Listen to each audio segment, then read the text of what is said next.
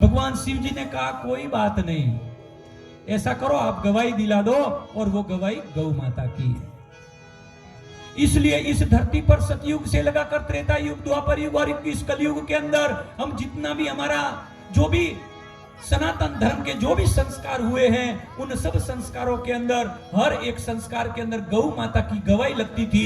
और जब गौ माता की गवाही लगती थी तो हमारे परिवार का हर एक संस्कार का कार्य पूर्ण रूप से होता था, भगवान का आशीर्वाद मिलता था। गौ माता की गवाही चाहिए, क्योंकि जब सबसे बड़ा दान मैंने कहा ना कन्यादान है, जब बेटी का कन्यादान करते तब उसकी गवाही भी गौ माता से दिलाई दी जाती है।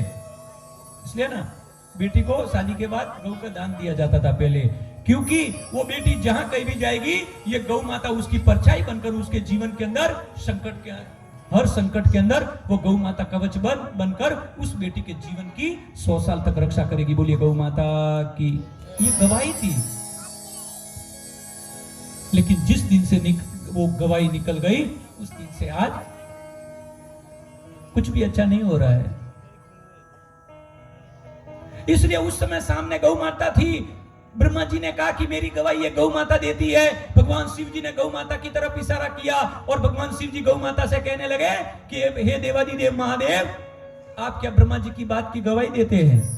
हे गौ माता, आप ब्रह्मा जी की बात की गवाही देती हो।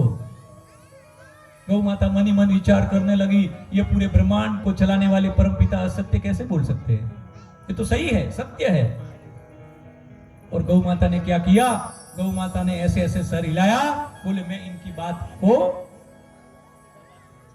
गवाही देती, बोले हाँ ये सत्य कह रहे। और उसी समय जब भगवान शिव जी ने आंख बंद करके देखा कि गौ माता भी असत्य का साथ दे रही है और पूरे ब्रह्मांड को चलाने वाले ब्रह्मा जी भी असत्य का साथ,